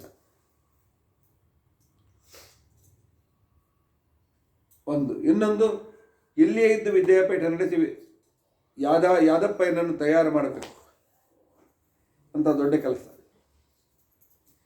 ಇದನ್ನು ನಿಮ್ಮಿಬ್ಬರಲ್ಲಿ ಯಾರು ನನ್ನ ಉತ್ತರಾಧಿಕಾರಿಯಾಗಿ ದೇಶ ದಿಗ್ವಿಜಯವನ್ನು ಮಾಡುವ ಕಾರ್ಯವನ್ನು ಮಾಡತಕ್ಕಂಥ ಒಂದು ಕೆಲಸ. 2ನೇದ್ದು, ವಿದ್ಯಾಪೀಠವನ್ನು ಚೆನ್ನಾಗಿ ನಡೆಸುತ್ತಾ ಬರುವ ಯಾದಪ್ಪಯ್ಯನಿಗೆ ಅತ್ಯಂತ ಮಹಾನ್ ಪಂಡಿತ ಅನ್ನನ್ನಾಗಿ ಮಾಡತಕ್ಕಂಥ ಮತ್ತೊಂದು ಕೆಲಸ. ಇವೆರಡರಲ್ಲೇ ನೀವಿಬ್ಬರು ಯಾವ ಕೆಲಸವನ್ನು ಸ್ವೀಕಾರ ಮಾಡ್ತೀರಿ ಹೇಳಿ ಅಂತ ತಿಳ್ಕೊಂಡು ಅಂತ ಹೇಳಿ ಕೇಳಿದ್ದಾರೆ. ಆಗ ವೇದವ್ಯಾಸ ತೀರ್ಥರು ವಿಚಾರ ಮಾಡಿ ಮಾತನಾಡ್ತಾರೆ. ಸ್ವಾಮಿ, ಹಿರಿಯರು ಕೊಟ್ಟ ಆಸ್ತಿಯನ್ನು ವಿಭಾಗ ಮಾಡುವಾಗ ಒಂದು ನಿಯಮ ಇದೆ. ಯಾವ ಭಾಗವನ್ನು ಸ್ವೀಕಾರ ಮಾಡಬೇಕು ಅಂತನ್ನೋದು ಸಣ್ಣವರ ಕೆಲಸ. ಚಿಕ್ಕವರು ಆಸ್ತಿಯಲ್ಲಿ ಯಾವ ಭಾಗವನ್ನು ತೆಗೆದುಕೊಂಡು ಬಿಡ್ತಾರೆ ಅದನ್ನು ಹಿರಿಯರು ಸ್ವೀಕಾರ ಮಾಡಬೇಕು ಅಂತನೋ ನಿಯಮ. ನನ್ನ ನಂತರ ಆಶ್ರಮ ತೆಗೆದುಕೊಂಡ ಆಶ್ರಮದ ಕನಿಷ್ಠರಾದಂಥ ವೇದವ್ಯಾಸ ವೇದೇಶ ತೀರ್ಥರು ಚಿಕ್ಕವರು. ಅವರು ಮೊದಲು ತಾವು ಯಾವ ಕಾರ್ಯವನ್ನು ತೆಗೆದುಕೊಳ್ತಾರೆ ಅಂದರೆ ಬಿಟ್ಟದ್ದು ನಾನು ತೆಗೆದುಕೊಳ್ತೇನೆ. ಒಂದು ಕಡೆಗೆ ಉತ್ತರಾಧಿಮಠದ ಉತ್ತರಾಧಿಕಾರಿಯಾಗಿ ದೇಶ ದಿಗ್ವಿಜಯ, ಇನ್ನೊಂದು ಕಡೆಯಲ್ಲಿ ಮಣ್ಣೂರಿನ ವಿದ್ಯಾಪೀಠ, ಆ ನಂತರ ಯಾದವಾರರನ್ನು ತಯಾರು ಮಾಡ್ತಕ್ಕಂಥ ಇನ್ನೊಂದು ಕೆಲಸ. ಎರಡರಲ್ಲಿ ಯಾವುದನ್ನು ತೆಗೆದುಕೊಳ್ಬೇಕು? ಒಂದು ಕಡೆಗೆ ಮಾನ ಮರ್ಯಾದೆ ಸಂಪತ್ತು, ಇನ್ನೊಂದು ಕಡೆಗೆ ಸಂಪೂರ್ಣ ತ್ಯಾಗ, ಅದು ದೊಡ್ಡ ತಪಸ್ಸು. ವೇದೇಶ ತೀರ್ಥರ ಕಡೆಗೆ ರಘುತ್ತಮರನ್ನು ನೋಡಿದಾಗ ವೇದೇಶ ತೀರ್ಥ ಸ್ವಲ್ಪ ಹೊತ್ತು ವಿಚಾರ ಮಾಡಿ ಹೇಳ್ತಾರೆ, ಸ್ವಾಮಿ, ಅನುಜೋದಯಂ ಆಶಾಸೆ ನಾಶಾಸೆ ದಿಗ್ವಿಜಯಂ ದಿಗ್ಜಯಂ. ನಾನು ಇಲ್ಲೇ ಇದ್ದು ವಿದ್ಯಾಪೀಠ ನೋಡಿಕೊಳ್ತೇನೆ. ಕಾಶಿಯಿಂದ ತಿರುಗಿ ಬರುವ ನನ್ನ ತಮ್ಮ ಯಾದಪ್ಪಯ್ಯನನ್ನ ಟಿಪ್ಪಣಿಕಾರನಾಗುವಂತೆ, ಶಾಸ್ತ್ರಗ್ರಂಥ ರಚನಾಕಾರನಂತೆ ಅವನಿಗೆ ಸಕಲ ಶಾಸ್ತ್ರಗಳ ಅಭ್ಯಾಸವನ್ನು ಹೇಳುವ ಗುರುತರ ಜವಾಬ್ದಾರಿಯನ್ನು ನಾನು ಸ್ವೀಕಾರ ಮಾಡ್ತೇನೆ ಅಂತಂದಾಗ ರಘುತ್ತಮರು ವೇದವ್ಯಾಸ ತೀರ್ಥರ ಹತ್ರ ನೋಡಿದಾಗ ಅವರು ತಲೆಯಲ್ಲಾಡಿಸಿ, ಆಯಿತು, ದೇಶ ದಿಗ್ವಿಜಯ, ಮಠದ ಉತ್ತರಾಧಿಕಾರಿತ್ವ ಎಲ್ಲವನ್ನು ನಾನು ಸ್ವೀಕರಿಸ್ತೇನೆ ಅಂತ ಅನ್ನುವ ಜವಾಬ್ದಾರಿಯನ್ನು ವೇದವ್ಯಾಸ ತೀರ್ಥರು ಸ್ವೀಕಾರ ಮಾಡಿದ್ದಾರೆ. ಮೊದಲು ಸ್ವಾಮಿಗಳು ಒಂದು ಊರಿಂದ ಇನ್ನೊಂದು ಊರಿಗೆ ಹೋದರೆ ಜೊತೆಯಲ್ಲಿ ಶಿಷ್ಯರು, ಕಾಲ್ನಡಿಗೆಯಲ್ಲಿ ಹೋಗುವ ಶಿಷ್ಯರು. ಸ್ವಾಮಿಗಳು ಮೂಲರಾಮ ದೇವರನ್ನು ತಮ್ಮ ಹಸಿಬೆಯಲ್ಲಿ ಹಾಕಿಕೊಂಡು ಪೆಟ್ಟಿಗೆಯನ್ನು ತಮ್ಮ ತಲೆ ಮೇಲೆ ಇಟ್ಟುಕೊಂಡು ಉಳಿದನ್ನು ಹೆಗಲಿಗೆ ಹಾಕಿಕೊಂಡು ಕಾಲ್ನಡಿಗೆಯಿಂದ ಇನ್ನೊಂದು ಊರಿಗೆ ಹೋಗ್ತಕ್ಕಂಥ ಕ್ರಮ. ಆದರೆ ಇಲ್ಲ, ಇವತ್ತಿಂದ ಇದೊಂದು ರಾಜ್ಯ. ರಘುತ್ತಮ ತೀರ್ಥರು ಮಣ್ಣೂರಿನಿಂದ ಹೊರಟಾಗ ಸುಮಾರು 8 ಆನೆಗಳ ಅಂಬಾರಿಯ ಮೇಲೆ ಸರ್ವಮೂಲ ಗ್ರಂಥಗಳು, ಟೀಕಾಕೃತ್ಪಾದರ ಶ್ರೇಷ್ಠವಾಗಿರತಕ್ಕಂಥ ಗ್ರಂಥಗಳು, ಬಾಜಾ ಭಜಂತ್ರಿ ಹಿಂದೆ ಒಂಟೆ, ಕುದುರೆಗಳ ಮೇಲೆ ಮಠದ ಸಂಪತ್ತು, ಮಠದ ವಿಶಿಷ್ಟವಾಗಿರ್ತಕ್ಕಂಥ ಮಂಟಪ ಇತ್ಯಾದಿಗಳು, ಆ ನಂತರ ಮೇಣೆಯಲ್ಲಿ ಸ್ವಾಮಿಗಳು, ಪರಿವಾರದಲ್ಲಿ ಕೆಲವರು ಕುದುರೆ ಮೇಲೆ, ಕೆಲವರು ಎತ್ತಿನ ಗಾಡಿಗಳಲ್ಲಿ ಹೊರಟರೆ ಸುಮಾರು. ಅದರ ಜೊತೆಯಲ್ಲಿ ಬಲೂಚಿಗಳಾದಂಥ ಗುರ್ಖಾಗಳಾಗಿರ್ತಕ್ಕಂಥ ರಕ್ಷಕರು, ಅಂಗರಕ್ಷಕರು, ಇಂಥ ಒಬ್ಬ ರಾಜ ಹೊರಟರೆ ಹೇಗಿರಬೇಕು ಅಂತೇಳಿ ರಘುತ್ತಮರ ಮೆರವಣಿಗೆ ಹೊರಟಿದೆ. ಹೆಸರು ರಘುತ್ತಮರ ಮೆರವಣಿಗೆ. ಮುಖ್ಯವಾದ ಮೆರವಣಿಗೆ ಸರ್ವಮೂಲ ಗ್ರಂಥಗಳಿಗೆ ಮತ್ತು ಸುಧಾದಿ ಗ್ರಂಥಗಳಿಗೆ. ಮುಂದಿನ ಊರಿಗೆ ಮೊದಲೇ 2 ದಿವಸ ಮೊದಲೇ ಮಠದ ಅಧಿಕಾರಿಗಳು ಹೋಗಿ ಅಲ್ಲಿ ಜನರಿಗೆ ಸಕಲ ವ್ಯವಸ್ಥೆ ಮಾಡಲಿಕ್ಕೆ ಹೇಳಿ, ಅಲ್ಲಿಯ ಸಿರಿವಂತರು, ಪಾಳೆಯಗಾರರು ಅವರನ್ನೆಲ್ಲ ಸಂಪರ್ಕ ಮಾಡಿ ಸ್ವಾಮಿಗಳ ತಯಾರಿಗೋಸ್ಕರ ಊರನ್ನು ಅಲಂಕಾರ ಮಾಡಿ ಆ ರೀತಿಯಾಗಿರ್ತಕ್ಕಂಥ ಒಂದು ಸ್ವಾಗತದ ತಯಾರಿ, ವಿಜೃಂಭಣೆ ನೋಡೋದಕ್ಕೋಸ್ಕರ ಸಾವಿರಾರು ಜನ, ಆಬಾಲ ವೃದ್ಧರು, ಪ್ರತಿಯೊಬ್ಬರು ಇಂಥ ವಿಜೃಂಭಣೆಯನ್ನು ಪ್ರಾರಂಭ ಮಾಡಿರ್ತಕ್ಕಂಥವರು ರಘುತ್ತಮರು. ಈ ರೀತಿಯಾಗಿ ರಘುತ್ತಮ ತೀರ್ಥರು ತಮ್ಮ ಸಂಚಾರವನ್ನು ಮುಂದೆ ಬೆಳೆಸಿದ್ದಾರೆ. ಎಲ್ಲೆಲ್ಲಿ ಹೋಗಿದ್ದಾರೆ ಅಲ್ಲಲ್ಲಿ ವಾದಿಗಳನ್ನು ಕರೆದು ಆ ವಾದಿಗಳನ್ನು ಖಂಡನೆ ಮಾಡಿ, ಖಂಡನೆ ಮಾಡೋದು ಸರಿಯಾಗಿ ಉತ್ತರ ಕೊಟ್ಟು, ಶ್ರೀಮದಾಚಾರ್ಯರ ಮತವೇ ಅತ್ಯಂತ ಸರಿಯಾದ ಮತ, ಈ ಸಿದ್ಧಾಂತವೇ ಸರಿಯಾದ ಸಿದ್ಧಾಂತ, ಇದನ್ನು ಬಿಟ್ಟು ಬೇರೆ ಸಿದ್ಧಾಂತವೇ ಇರಲು ಸಾಧ್ಯವಿಲ್ಲ ಅಂತಕ್ಕಂತಹ ಒಂದು ವಿಶಿಷ್ಟವಾದಂಥ ವಿಚಾರವನ್ನು ಕೊಟ್ಟು, ಆ ನಂತರ ಸಂಪೂರ್ಣ ದಕ್ಷಿಣ ದೇಶದ ಜವಾಬ್ದಾರಿ ವೇದವ್ಯಾಸ ತೀರ್ಥರು ತೆಗೆದುಕೊಂಡ್ರೆ, ಉತ್ತರ ಕರ್ನಾಟಕ, ಮಹಾರಾಷ್ಟ್ರ, ಆಂಧ್ರ, ಗುಜರಾತ್ ಇತ್ಯಾದಿಗಳಲ್ಲಿ ತಮ್ಮ ಸಂಚಾರದಿಂದ ಈ ಮಠ ಇದು ದೇಶ ದಿಗ್ವಿಜಯದ ಸರ್ವವ್ಯಾಪಿ ಮಠ ಅಂತನ್ನುವುದನ್ನು ಜನರ ಮನಸ್ಸಿನಲ್ಲಿ ಮೂಡಿಸಿದ್ದಾರೆ. ಆಗಲೂ ಈಗಲೂ ಕೆಲವರಲ್ಲಿ ಸಂದೇಹ ಇದೆ. ಶ್ರೀಪಾದರಾಜರ ಮಠಕ್ಕೆ ಶ್ರೀಪಾದರಾಜ ಮಠ ಅಂತ ಹೆಸರು ಬಂತು. ಯಾಕೆ? ಅದ್ಭುತ ಶಕಪುರುಷರಾದರು ಶ್ರೀಪಾದರಾಜರು. ವ್ಯಾಸರಾಯರಂಥ ಯುಗಪುರುಷರಾದ್ದರಿಂದಾಗಿ ರಾಜೇಂದ್ರ ತೀರ್ಥರು, ಪೂಜ್ಯರಾದ ರಾಜೇಂದ್ರ ತೀರ್ಥರು ಪ್ರಾರಂಭ ಮಾಡಿದ ಮಠಕ್ಕೆ ವ್ಯಾಸರಾಯರ ಮಠ ಅಂತ ಹೆಸರು ಬಂತು. ವಿಭುಧೇಂದ್ರ ತೀರ್ಥರೇ ಮೊದಲಾಗಿರ್ತಕ್ಕಂಥವರು ಮಹಾನುಭಾವರಾಗಿದ್ದರೂ ಸಹ ಮುಂದೆ ರಾಘವೇಂದ್ರ ತೀರ್ಥರು ತಮ್ಮ ಅದ್ಭುತವಾದ ಒಂದು ಪಾಂಡಿತ್ಯ, ಪ್ರಚಾರ, ಭಕ್ತರೋದ್ಧಾರ ಇತ್ಯಾದಿ ಕಾರ್ಯಗಳನ್ನು ಮಾಡಿದ್ದರಿಂದ ಆ ಮಠಕ್ಕೆ ರಾಘವೇಂದ್ರ ಮಠ ಅಂತ ಹೆಸರು ಬಂತು. ಆದರೆ ಉತ್ತರಾದಿ ಮಠದಲ್ಲಿ ಯಾರೂ ಶಕಪುರುಷರಾಗಲಿಲ್ವೇ? ಉತ್ತರಾದಿ ಮಠದಲ್ಲಿ ಬೇರೆ ಅಂಥ ಶ್ರೇಷ್ಠ ವ್ಯಕ್ತಿಗಳಾಗಲಿಲ್ವೇ ಅಂತನ್ನುವ ಪ್ರಶ್ನೆ ಬಂದಾಗ ಕೆಲವು ಸಾಮಾನ್ಯ ಕುಹಕಿಗಳು, ಎಲ್ಲ ಕಾಲದಲ್ಲಿಯೂ ಕೂಡ ಅಜ್ಞಾನಿಗಳು, ವಿಪರೀತ ಜ್ಞಾನಿಗಳು ಇದ್ದೇ ಇದ್ದಾರೆ. ಒಳ್ಳೆಯ ಕಾರ್ಯಗಳಿಗೆ ನಿಂದೆ ಮಾಡ್ತಕ್ಕಂಥ ಜನರು ಇದ್ದೇ ಇದ್ದಾರೆ. ರಾಮಕೃಷ್ಣರನ್ನೇ ನಿಂದೆ ಮಾಡೋರು ಇದ್ದಾರೆ ಅಂತಂದಮೇಲೆ ಸಾಮಾನ್ಯ ಜನ ನಿಂದೆ ಮಾಡೋದಿರಲೇ ಇಲ್ಲ. ಉತ್ತರ ಕರ್ನಾಟಕದಲ್ಲಿ ಮಾತ್ರ ಈ ಸ್ವಾಮಿಗಳು ಹೋರಾಡ್ತಿದ್ರು, ಇವರಿಗೆ ದೇಶ ದಿಗ್ವಿಜಯ ಮಾಡಲಿಕ್ಕೆ ಆಗಲಿಲ್ಲ, ಮತ್ತು ಈ ಮಠದಲ್ಲಿ ಅಂಥ ಶಕಪುರುಷರು ಯಾರೂ ಆಗಲಿಲ್ಲ, ಅದಕ್ಕೋಸ್ಕರ ಇದಕ್ಕೆ ಉತ್ತರಾದಿ ಮಠ ಬಂತು ಅಂತ ಹೇಳಿ ರಘುತ್ತಮರಿದ್ದಾಗಲ್ಲ, ಈಗ ಕೆಲವು ವರ್ಷಗಳ ಹಿಂದೆ ನಮಗೆ ಗೊತ್ತಿದ್ದ ಲೇಖಕರು ಈ ಒಂದು ವಾದವನ್ನು ಎಬ್ಬಿಸಿದರು.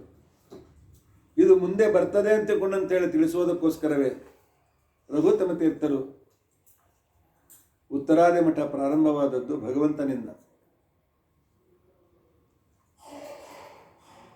ಪರಮಾತ್ಮನಿಂದ ಪ್ರಾರಂಭವಾಗಿರ್ತಕ್ಕಂಥದ್ದು, ಹಂಸನಾಮಕ ಪರಮಾತ್ಮನಿಂದ ಅನೂಚಾನವಾಗಿ ಬಂದಿರತಕ್ಕಂಥ ಮಠ.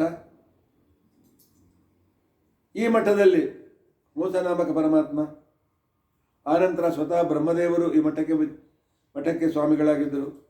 ಬ್ರಹ್ಮದೇವರು ಸ್ವಾಮಿಗಳು ಹೌದು, ಗೃಹಸ್ಥರು ಹೌದು. ಆನಂತರ ದೂರ್ವಾಸರು, ಆನಂತರ ಅನೇಕ ಜನರು,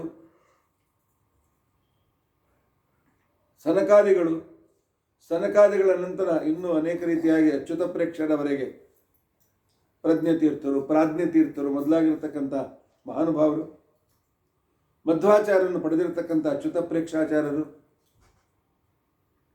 ಶ್ರೀಮನ್ ಮಧ್ವಾಚಾರ್ಯರು,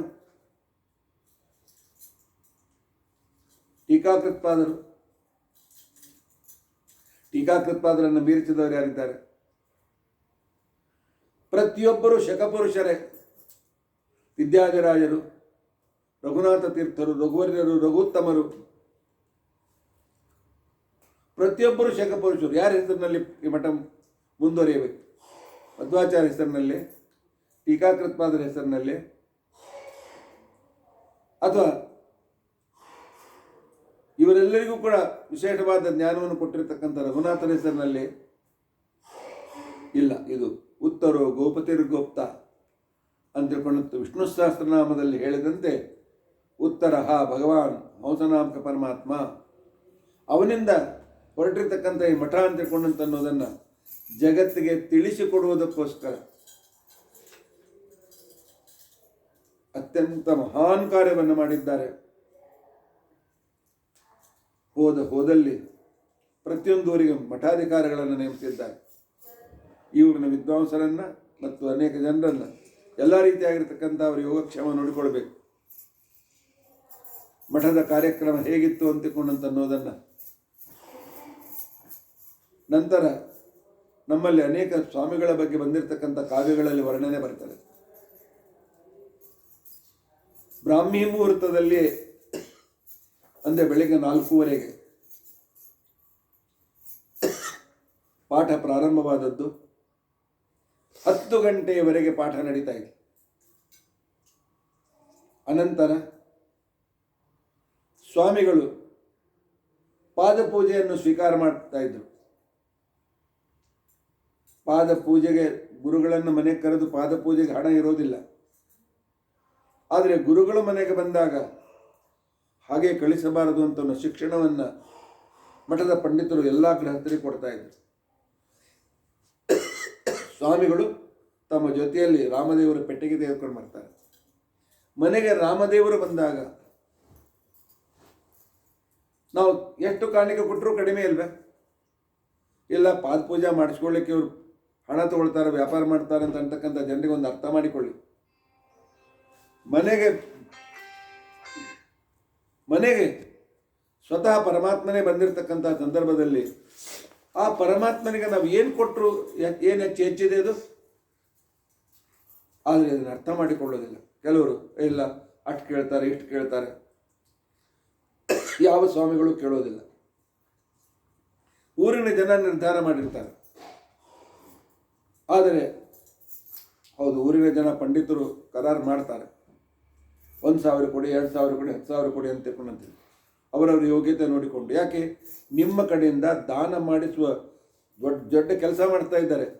ಆಗ್ರಹ ಮಾಡ್ತಾರಪ್ಪ, ನಮಗೆ ತಲೆ ಮೇಲೆ ಇದು ಮಾಡ್ತಾರೆ ಅಂತ ಅನ್ಬೇಡಿ. ನಾವು ಎಷ್ಟು ಕೊಟ್ಟರೂ ಕೂಡ ಕಡಿಮೆ ಇದೆ. ಇಷ್ಟು ಕೊಡಿ ಅಂತ ತಿಳ್ಕೊಂಡಂತ ಹೇಳೋರು ನಿಮಗೆ ದೇವರ ಅನುಗ್ರಹ ವಿಶೇಷವಾಗಿ ಪಡೆಯಿರಿ ಅಂತ ತಿಳ್ಕೊಂಡಂತ ಅನ್ನೋದಕ್ಕೋಸ್ಕರ. ಉಳಿದದ್ದಂತೂ ಕೊಡಲಿಕ್ಕಾಗೋದಿಲ್ಲ. ನಮ್ಮಲ್ಲಿ ಜ್ಞಾನ ಇರೋದಿಲ್ಲ, ಕೇವಲ ಸಂಸಾರಿಗರು ನಾವು. ಆದ್ದರಿಂದ ಈ ರೀತಿಯಿಂದ ಪಾಸಿಟಿವ್ ಅರ್ಥ ಮಾಡಿಕೊಳ್ಬೇಕು. ಇವ್ರು ಅಷ್ಟು ಕೇಳ್ತಾರೆ, ಇಷ್ಟು ಕೇಳ್ತಾರೆ ಅಂತ ನಿಂದೆ ಮಾಡೋ ಬದಲಾಗಿ ಮನೆಗೆ ಕರೆದು ಕೊಟ್ಟನ ಮೇಲೂ ಕೂಡ ಬೈಯೋರಿದ್ದಾರೆ.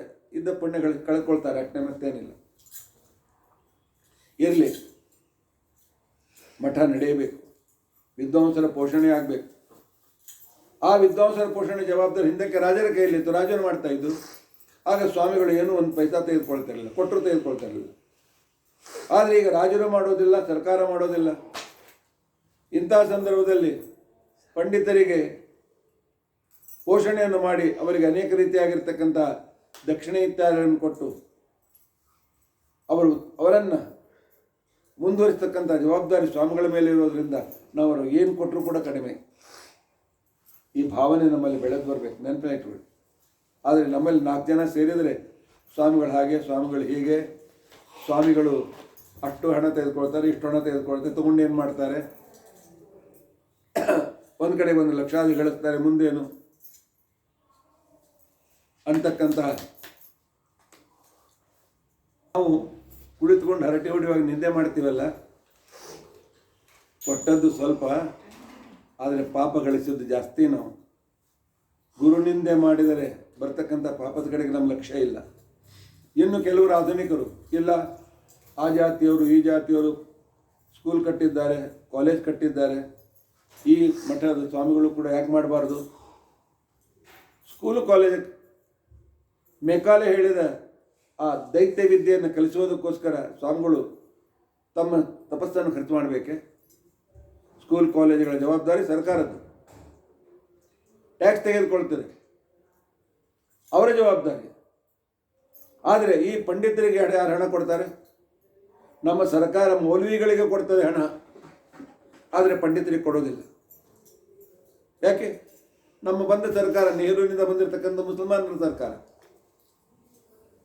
ಮೌಲ್ವಿಗಳಿಗೆ ಮಸೀದಿಯಲ್ಲಿ ಕೆಲಸ ಮಾಡ್ತಕ್ಕಂಥವ್ರಿಗೆ ಗೌರ್ಮೆಂಟ್ನಿಂದ ಸಂಬಳ ಇದೆ, ಆದರೆ ಮಂದಿರದಲ್ಲಿ ಮಠದಲ್ಲಿ ಪಾಠ ಪ್ರವಚನ ಮಾಡ್ತಕ್ಕಂಥ ಜನರಿಗಿಲ್ಲ. ಇದು ಎಲ್ಲ ಕಾಲದಲ್ಲಿ ಕೂಡ ಇದೇ ರೀತಿಯಾಗಿರ್ತಕ್ಕಂಥ ಭೇದಭಾವ ಇತ್ತು. ಆದರೆ ಜನರ ಮನದಲ್ಲಿ ಭಕ್ತಿಯನ್ನು ಹುಟ್ಟಿಸುವ ಜವಾಬ್ದಾರಿ ಇವತ್ತು ಸತ್ಯಾತ್ಮ ತೀರ್ಥರು ಏನು ಮಾಡ್ತಾ ಇದ್ದಾರೆ, ಅದನ್ನೇ ಕೆಲಸ ರಘುತ್ತಮರು ಪ್ರಾರಂಭ ಮಾಡಿದರು. ಅದಕ್ಕೆ ನಾವು ಇವತ್ತು ಸತ್ಯಾತ್ಮ ತೀರ್ಥ ತ್ರಿಪಾದಂಗಳವರೆಗೆ ಅಭಿನವ ರಘುತ್ತಮರು ಅಂತ ಹೇಳಿ ನಾವು ಕರೀತೇವೆ. ಆದ್ದರಿಂದಾಗಿ ಪಾದಪೂಜೆ ನಡೀತಾ ಇತ್ತು. ಆನಂತರ ರತ್ನ ಖಚಿತವಾದ ಮಂಟಪದಲ್ಲಿ ಬಂಗಾರದ ಪಾತ್ರೆಗಳ ಜೊತೆಯಲ್ಲಿ ಬೆಳ್ಳಿಯ ಪಾತ್ರೆಗಳ ಸಹಿತವಾಗಿ ಅನೇಕವಾಗಿರ್ತಕ್ಕಂಥ ವಿಜೃಂಭಣೆಯಿಂದ ಪೂಜೆ. ಬಂದಿರತಕ್ಕಂಥವ್ರು ಎಲ್ಲರಿಗೂ ಅನ್ನ ಸಂತರ್ಪಣೆ.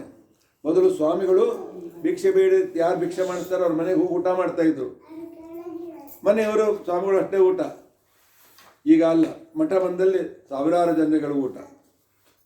ಈ ವಿಜೃಂಭಣೆಯಿಂದ ಪ್ರಾರಂಭವಾದದ್ದು ರಘುತ್ತಮ ತೀರ್ಥ ಶ್ರೀಪಾದಂಗಳವರಿಂದ. ಆನಂತರ ಮಧ್ಯಾಹ್ನದಲ್ಲಿ ಗ್ರಂಥಲೇಖನ, ವಿದ್ಯಾರ್ಥಿಗಳ ಪಾಠದ ಚಿಂತನೆ, ಆನಂತರ ಸಾರ್ವಜನಿಕರನ್ನು ಕುರಿತು ಮೊದಲು ಸ್ವಾಮಿಗಳು ಪಾಠ ಮಾತ್ರ ಹೇಳ್ತಾ ಇದ್ರು. ಸಾರ್ವಜನಿಕರನ್ನು ಕುರಿತು ಪ್ರವಚನ ಕೊಡ್ತಾ ಇರಲಿಲ್ಲ. ಸಾಮಾನ್ಯ ಜನರಿಗೂ ಕೂಡ ತತ್ವಜ್ಞಾನ ತಿಳಿಸಬೇಕು, ಹೆಣ್ಣು ಮಕ್ಕಳಿಗೂ ಬಾಲಕರಿಗೂ ಕೂಡ ತತ್ವಜ್ಞಾನ ತಿಳಿಸಬೇಕು ಇದನ್ನು ಪ್ರಾರಂಭ ಮಾಡಿರ್ತಕ್ಕಂಥವರು ರಘುತ್ತಮ ತೀರ್ಥ ಶ್ರೀಪಾದಂಗಳವರು. ರಾತ್ರಿ ತೊಟ್ಟಿಲು ಪೂಜೆ, ಜನರಿಗೆ ಆ ಪರಮಾತ್ಮನಲ್ಲಿ ಒಂದು ರೀತಿಯಾಗಿರ್ತಕ್ಕಂತಹ ಆ ಒಂದು ಕಾಂತಾ ಸಮೇತವಾದಂತಹ ಭಕ್ತಿಯನ್ನು ಹುಟ್ಟಿಸಬೇಕು ಅಂತ ರೀತಿಯಂಥ ಕ್ರಮ. ಆನಂತರ ಮತ್ತೆ ಪುನಃ ರಾತ್ರಿ ಲೇಖನ. ಸ್ವಾಮಿಗಳು ಎಡಬಿಡದೆ ತಮ್ಮ ಕಾರ್ಯವನ್ನು ನಡೆಸ್ತಾ ಇದ್ದರು. ಅದಕ್ಕೆ ಇಂಥ ಸ್ವಾಮಿಗಳನ್ನು ನೋಡಿ ಅಥವಾ ಇಂಥ ಸ್ವಾಮಿಗಳು ಆಗಬೇಕು ಅಂತ ತಿಳ್ಕೊಂಡು ಅಂತೇಳಿ ಶ್ರೀಕೃಷ್ಣ ಭಗವದ್ಗೀತೆಯಲ್ಲಿ ಒಂದು ಶ್ಲೋಕ ಹೇಳ್ತಾನೆ. ಯಾ ನಿಶಾ ಸರ್ವಭೂತಾನಾಂ ಯಸ್ಯಾಂ ಜಾಗೃತಿ ಸಂಯಮಿ ಯಸ್ಯಾಂ ಜಾಗೃತಿ ಭೂತಾನಿ ಸಾ ನಿಶಾ ಪಶ್ಯತೋ ಮನೆ. ನಾವು ಮಲಗಿದಾಗ ಜ್ಞಾನಿಗಳಿಗೆ ಹಗಲಂತೆ, ನಮ್ಮ ಹಗಲು ಅವರಿಗೆ ರಾತ್ರಿಯಂತೆ. ಅಂದರೆ ಅವ್ರು ಹಗಲು ಮಾಡ್ಕೊಳ್ತಾರೆ, ನಾವು ರಾತ್ರಿ ಮಾಡ್ಕೊಳ್ತೀವಿ ಅಂತ ಅರ್ಥವೇ ಅಲ್ಲ. ನಾವು ಸಂಸಾರದಲ್ಲಿ ಜಾಗೃತರಾಗಿರ್ತೇವೆ, ಪರಮಾತ್ಮ ಸ್ವಾಮಿಗಳು ಶಾಸ್ತ್ರದಲ್ಲಿ ಜಾಗೃತರಾಗಿರ್ತಾರೆ, ಪರಮಾತ್ಮನ ವಿಷಯದಲ್ಲಿ ಜಾಗೃತರಾಗಿರ್ತಾರೆ. ನಾವು ಭಗವಂತನ ವಿಷಯದಲ್ಲಿ ಸಂಪೂರ್ಣ ನಿದ್ದೆ ಮಾಡಿದಂತೆ ಅಲಕ್ಷ್ಯವನ್ನು ಮಾಡಿರ್ತೇವೆ. ಆದರೆ ಅವರು ಎಲ್ಲ ಕಾಲದಲ್ಲಿ 24 ತಾಸು ಭಗವಂತನ ವಿಷಯದಲ್ಲಿ ರತರಾಗಿರ್ತಾರೆ. ಇಂಥ ರತರಾಗಿರ್ತಕ್ಕಂಥ ರಘುತ್ತಮ ತೀರ್ಥರು ಅನೇಕ ರೀತಿಯಾದಂಥ ಗ್ರಂಥವನ್ನು ಬರೆಯೋದಲ್ಲದೆ ತಾವು 5 ಶ್ರೇಷ್ಠ ಗ್ರಂಥಗಳನ್ನು ಜಗತ್ತಿಗೆ ಕೊಟ್ಟಿದ್ದಾರೆ. ಮೊದಲನೇದ್ದು ತತ್ವಪ್ರಕಾಶಿಕ ಭಾವಬೋಧ, ಎರಡನೇದ್ದು ಬೃಹದಾರಣ್ಯಕ ಭಾಷ್ಯಕ್ಕೆ ಯಾರು ಟೀಕೆ ಬರೆದಿರಲಿಲ್ಲ, ಟೀಕಾಚಾರ್ಯ ಕಾರ್ಯವನ್ನು ಮಾಡಿದ್ದಾರೆ. ಬೃಹದಾರಣ್ಯಕ ಭಾಷ್ಯ ಭಾವಬೋಧ, ವಿಷ್ಣು ತತ್ವ ನಿರ್ಣಯ ಟೀಕಾ ಭಾವಬೋಧ, ನ್ಯಾಯ ವಿವರಣ ಟೀಕಾ ಭಾವಬೋಧ, ಗೀತಾಭಾಷ್ಯ ಪ್ರಮೇಯ ದೀಪಿಕಾ ಭಾವಬೋಧ, ಈ ರೀತಿಯಾದಂಥ ಗ್ರಂಥವನ್ನು ಮಾಡಿದ್ದಾರೆ. ತಮ್ಮ ಗ್ರಂಥಗಳಿಗೆ ಹೆಸರೇನಿಟ್ಟರು ಭಾವಬೋಧ. ಅವರ ಅಭಿಪ್ರಾಯ ಏನಿದೆ, ಗ್ರಂಥಕಾರರ ಅಭಿಪ್ರಾಯ ಏನಿದೆ, ಶ್ರೀಮದಾಚಾರ್ಯ ಅಭಿಪ್ರಾಯ ಏನಿದೆ, ಟೀಕಾಕೃತ್ಪಾದರ ಅಭಿಪ್ರಾಯ ಏನಿದೆ, ಇದನ್ನು ಜಗತ್ತಿಗೆ ತಿಳಿಸ್ಕೊಡಬೇಕು ಅನ್ನೋದಕ್ಕೋಸ್ಕರ ಆ ರೀತಿಯಾಗಿ ಅವ್ರು ಹೇಗೆ ಅಂತಂದರೆ ಅವ್ರ ಗ್ರಂಥಗಳು ಗೈಡ್ ಇರುತ್ತೆ. ಈ ಪ್ರಕರಣದಲ್ಲಿ ಏನು ವಿಷಯ ಇದೆ, ಈ ವಿಷಯವನ್ನು ಹೇಗೆ ಇವರು ವಿಸ್ತಾರ ಮಾಡ್ತಾರೆ, ಇಲ್ಲಿ ಬರ್ತಕ್ಕಂಥ ಪಾಯಿಂಟ್ಸ್ಗಳು ಯಾವುದು, ಇಲ್ಲಿ ನೆನಪಿನಲ್ಲಿ ಇಟ್ಟುಕೊಳ್ಬೇಕು, ಈ ರೀತಿಯಾಗಿರ್ತಕ್ಕಂಥ ರೀತಿಯಲ್ಲಿ ಗ್ರಂಥ ಬರೆದಿದ್ದಾರೆ. ಇವರ ಗ್ರಂಥದ ಶೈಲಿ, ಕ್ರಮ ಹೇಗೆ, ವೈಶಿಷ್ಟ್ಯ ಹೇಗೆ, ಇವರು ಮಾಡಿದ ಕಾರ್ಯ ಹೇಗೆ, ಈ ಎಲ್ಲ ವಿಚಾರಗಳನ್ನು ನಾಳಿನ ದಿವಸ ನಾವು ತಿಳಿದುಕೊಳ್ಳಿಕ್ಕೆ ಪ್ರಯತ್ನಿಸೋಣ. ಎಷ್ಟು ಹೇಳಿದರೂ ಕಡಿಮೆ, ಅವರು ಮಾಡಿದ್ದು ಅನಂತ, ನಾವು ಹೇಳೋದು ಅಲ್ಪ ಸ್ವಲ್ಪ. ನಮ್ಮಂಥ ಭಾಷಾ ದಾರಿದ್ರ್ಯ ಇರ್ತಕ್ಕಂಥವ್ರು ಹೆಚ್ಚಿಗೆ ಹೇಳಲಿಕ್ಕಾಗ್ತದೆ. ಆದರೂ ನಾಳಿನ ದಿವಸ ಅವರ ಗ್ರಂಥದ ಒಂದು ಭಾವವನ್ನು ತಿಳಿದುಕೊಳ್ಳೋದಕ್ಕೋಸ್ಕರ ನಾವು ಪ್ರಯತ್ನಿಸೋಣ. ಇತಿ ಅಧ್ಯಕ್ಷತಾ ಪ್ರಸಕ್ತಿ. ಹರೇ ರಾಮ ಹರೇ ರಾಮ, ರಾಮ ರಾಮ ಹರೇ ಹರೇ, ಹರೇ ಕೃಷ್ಣ ಕೃಷ್ಣ ಕೃಷ್ಣ ಹರೇ ಹರೇ. ನಾನು ಒಂದೇ ಮಾತು ಹೇಳ್ತೇನೆ, ಮಠ ಹಾಗೆ ಮಠ ಹೀಗೆ, ಸ್ವಾಮಿಗಳು ಹಾಗೆ ಮಾಡ್ತಾರೆ ಹೀಗೆ ಮಾಡ್ತಾರೆ ಟೀಕಾ ಮಾಡಲಿಕ್ಕೆ ಹೋಗಬೇಡಿ. ನಮ್ಮನ್ನು ನಾವು ನೋಡಿಕೊಳ್ಳೋಣ. ಅವರು ಹಗಲು ರಾತ್ರಿ ಶ್ರಮಿಸ್ತಾರೆ. ಭಕ್ತರು ಕೊಟ್ಟ ಲಕ್ಷಾವಧಿ ರೂಪಾಯಿಯನ್ನು ಕೇವಲ ಸಮಾಜಕ್ಕೆ ಉಪಯೋಗಿಸ್ತಾರೆ. ಅವರು ಹುಟ್ಟುಕೊಳ್ಳೋದು ಯಾವ ಸ್ವಾಮಿಗಳತ್ತು 3-4 ಶಾಂಟಿಗಳಿಗಿಂತ ಹೆಚ್ಚು ಶಾಟಿ ಇರೋದಿಲ್ಲ. ಅದು ಕೂಡ ಕಾವಿ ಬಟ್ಟೆಯಲ್ಲಿ ಹಾಕಿರ್ತಕ್ಕಂಥ ಶಾಟಿ ಅಟ್ಟೆ ಉಟ್ಕೊಳ್ತಾರೆ. ತಿನ್ನುವುದು 10-12 ತುತ್ತುಗಳು ಮಾತ್ರ, ಒಪ್ಪತ್ತು ಊಟ. ಎಂದಿಗೂ ಬಂಗಾರದ ಆಭರಣ ಹಾಕೊಳ್ಳೋದಿಲ್ಲ. ಎಲ್ಲವನ್ನು ದೇವರಿಗೆ ಸಮಾಜಕ್ಕೋಸ್ಕರ ಇಡ್ತಾರೆ. ಅಂಥವರನ್ನು ಟೀಕೆ ಮಾಡೋದ್ರಿಂದ ನಮಗೇನು ಲಾಭ ಇದೆ? ದೋಷ ಹುಡುಕ್ತಾ ಹೋದರೆ ದೇವರಲ್ಲಿಯೂ ದೋಷ ಕಾಣುತ್ತೆ. ನೆಗೆಟಿವ್ ಥಿಂಕಿಂಗ್ ಬಿಟ್ಬಿಡೋಣ, ಪಾಸಿಟಿವ್ ಥಿಂಕಿಂಗ್ ಮಾಡೋಣ. ಪ್ರತಿಯೊಬ್ಬ ಪೀಠಾಧೀಶರು ಮೊದಲೇದು ಸರ್ವಸಂಗ ಪರಿತ್ಯಾಗಿಗಳು, ನೆನಪಿನ ಇಟ್ಕೊಳ್ಳಿ. ಅವ್ರ ಹತ್ರ ದುಡ್ಡು ಇರ್ಬೋದು, ಆ ದುಡ್ಡಿನಿಂದ ಆದರೆ ತಮಗೋಸ್ಕರ ಉಪಯೋಗಿಸ್ತಾರೆ. ಪಂಚಭಕ್ಯ ಪನ್ಮಾನಗಳನ್ನು ಊಟ ಮಾಡ್ತಾರೆ, ಅಥವಾ ಮೆತ್ತಗಿನ ಹಾಸಿಗೆಯನ್ನು ಹಾಸಿಕೊಂಡು ಮಂಚದ ಮೇಲೆ. ಯಾವ ಸ್ವಾಮಿಗಳು ಮಂಚದ ಮೇಲೆ ಮಲ್ಕೊಳ್ಳೋದಿಲ್ಲ. ಆ ಸನ್ಯಾಸಿಗಳ ತ್ಯಾಗದ ಕಡೆಗೆ ನಮ್ಮ ಲಕ್ಷ್ಯ ಇರಲ್ಲ ನಮಗೆ. ಅವರು ಮಾಡುವ 1% ತ್ಯಾಗ ನಾವು ಮಾಡಲಿಕ್ಕೆ ಆಗೋದಿಲ್ಲ. ಆದ್ದರಿಂದಾಗಿ ಸ್ವಾಮಿಗಳನ್ನು, ಮಠವನ್ನು, ವಿದ್ವಾಂಸರನ್ನು ಟೀಕೆ ಮಾಡುವುದನ್ನು ಮೊದಲು ಬಿಡೋಣ. ಅವರನ್ನು ಪಾಸಿಟಿವ್ ದೃಷ್ಟಿಯಿಂದ ತಿಳಿದುಕೊಳ್ಳಲಿಕ್ಕೆ ಪ್ರಯತ್ನಿಸೋಣ. ಇತಿ ಅಧ್ಯಕ್ಷತಾ ಪ್ರಸಕ್ತಿ. ಹರೇ ರಾಮ ರಾಮ ರಾಮ ಹರೇ ಹರೇ, ಹರೇ ಕೃಷ್ಣ ಕೃಷ್ಣ ಕೃಷ್ಣ ಹರೇ. ಅಗ್ರತೋ ನಾರಸಿಂಹಶ್ಚ ಪೃಷ್ಠತೋ ಗೋಪಿನಂದನಃ, ಉಭಯೋ ಪಾರ್ಶ್ವರಾತ್ಮಂ ಸಚರೋ ರಾಮಲಕ್ಷ್ಮಣೋ, ಯತ್ರ ಯೋಗೀಶ್ವರ ಕೃಷ್ಣೋ ಯತ್ರ ಪಾರ್ಥೋ ಧನುರ್ಧರ, ತತ್ರ ಸ್ತ್ರೀ ವಿಜಯೋ ಭೂತಿರ್ಧ್ರುವಾನೀತಿ ಮತಿರ್ಮಮ. ಅಕ್ಷಯಂ ಕರ್ಮಯಸ್ಮಿನ್ ಪರೇ ಸ್ವರ್ಪಿತಂ ಪ್ರಕ್ಷಯಂ ಯಾಂತ ದುಃಖಾನಿ ಅವತ. ಅಕ್ಷರೋ ಯೋಜನ ಸರ್ವದೇವಾಮೃತ, ಕುಕ್ಷಿಗಮ್ಯಸ್ಯ ವಿಶ್ವಂ ಸದಾಜಾರಿಕಂ, ಪ್ರೀಣಯಾಮೋ ವಾಸುದೇವಂ ದೇವತಾ ಮಂಡಲ ಅಂಡಮಂಡಲಂ. ಶ್ರೀಕೃಷ್ಣಾರ್ಪಣಂ.